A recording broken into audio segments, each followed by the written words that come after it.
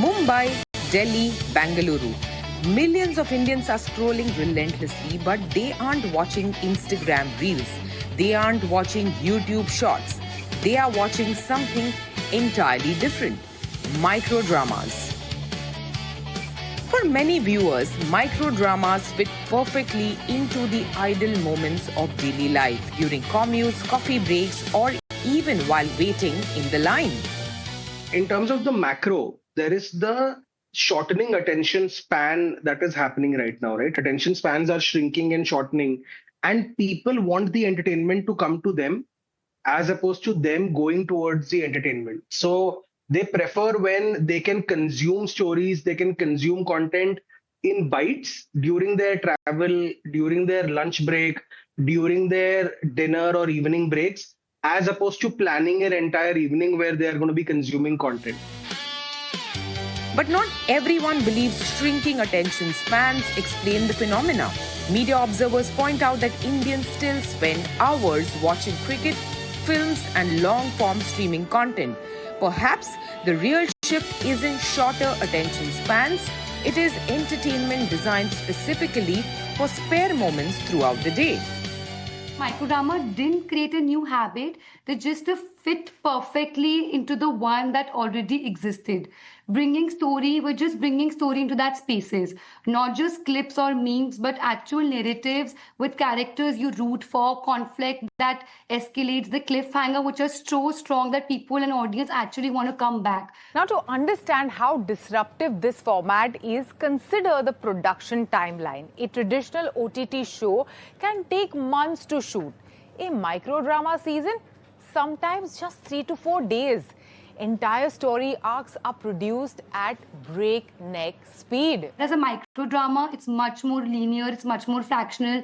You're working on a 3-day schedule. We work with a leaner crew, faster shoot cycles, a format optimized for a mobile framing rather than a cinematic production. But obviously, when I say low budget, I don't mean the efforts are low.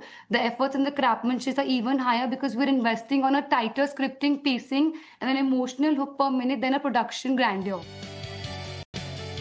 Supporters say this efficiency is opening doors for new creators and production houses. Critics, however, warn that speed can come at a cost. With compressed schedules and relentless demand for cliffhangers, some fear storytelling could become formulaic and creators could face burnout.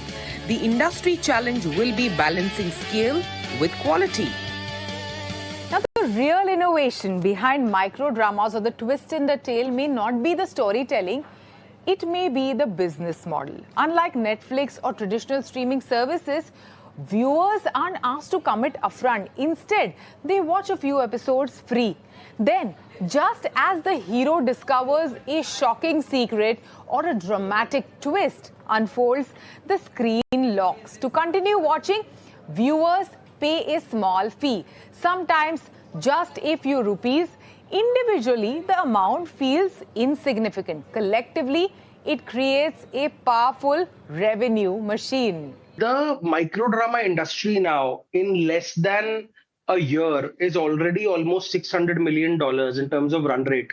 And a majority of this is microtransactions and subscription revenue. Advertising is still a very small percentage of this. So, contrary to what anybody would think, an Indian user loves discovering microdramas through social platforms, and then wants to install the actual app where the microdrama is happening. Let's say Story TV, where they install the app, they watch some content for free, and then they are willing to then subscribe to unlock more pieces of content, to watch more similar content.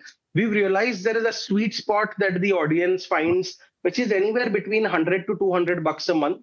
That's the sweet spot where subscription pie really lies. And you'll see massive revenue pools coming towards this, where people are loving the content. What's also happening is this content is in their own native language. So we have subscribers in Hindi, Tamil, Telugu. Now we've launched Malayalam and Kannada. So these audiences are really loving the subscription experience here. The claim is striking because digital entertainment in India has traditionally relied heavily on advertising. Yet some analysts remain cautious. consumer spending often peaks around blockbuster content. The key question is whether viewers continue paying once novelty wears off. Ad revenue is more reliable fundamental today. That said, microdrama payment with our UPI is also growing, especially when the cliffhangers are strong and ask is small. We're talking about as low as rupees 29 per week. So psychologically, the barrier drops whether, you're buying a chai rather than buying a subscription. Where audience go, advertisers follow, and microdramas are beginning to attract serious marketing interest. So advertising follows attention. Wherever the user is watching content, a great advertiser would want to be present there, showcase their products, whether it is apparel, D2C, any other sort of category. What we have seen is multiple advertisers reaching out to us, right from integrations to banners to actual in-stream advertising. Our current focus as a platform has been microtransactions and subscriptions. So we haven't fully switched on the advertising funnel. We are still experimenting on it on a very small scale. But the return on investment is massive because, for example, a platform like ours has now crossed 105 million downloads in India. So that's a massive scale for somebody to reach out to the audiences. And some of the top microdramas have now crossed 100 million, 150 million views. So being integrated into those would be massive ROI. So brands which want to talk to the aspirational audiences across tier 1, tier 2 would love to come to microdramas. And because the industry is early, a lot of brands are willing to catch on to that trend and join. But measuring that opportunity remains difficult. Unlike television, ratings, industry-wide standards for microdrama engagement and advertising effectiveness are still evolving. It's strong and it's growing, but we're very new to this industry. So as the viewership keeps increasing, we'll be seeing a better advertisement interest in it. Until recently, microdramas belonged to specialist startups. Now giants are entering the arena. Jio Hotstar has launched Tadka, Amazon MX Player has launched Fatafat, and reports suggest technology companies are increasingly exploring the category. Look, we welcome any large player or any small player entering this space. More people entering this means more awareness. That means the TAM will increase even further. People will know more about microdramas and it'll become more mainstream. So that is one. I, however, would sound caution in terms of anybody entering by saying that if you're looking at microdrama as a feature in an OTT app, then it won't work because it is a very different user. It is a very different journey. It requires personalization of content. It requires a very large library across languages. So you have to really commit to this. I've so far not seen any OTT platform or a publisher make inroads here because they haven't taken this like a category play. They've taken this as a feature extension. History, however, suggests that large platforms often win distribution wars. They already possess hundreds of millions of users, vast marketing budgets, and powerful recommendation engines that could create significant pressure for standalone startups. See, the giants entering validates the format more than threatening us.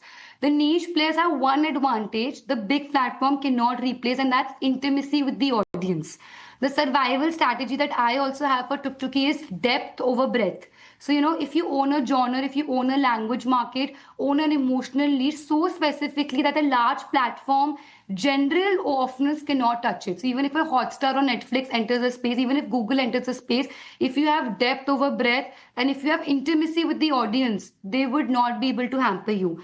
Now, one uncomfortable reality sits at the heart of the industry. Most viewers don't actively search for microdramas. They discover them through algorithms, which raises a critical question.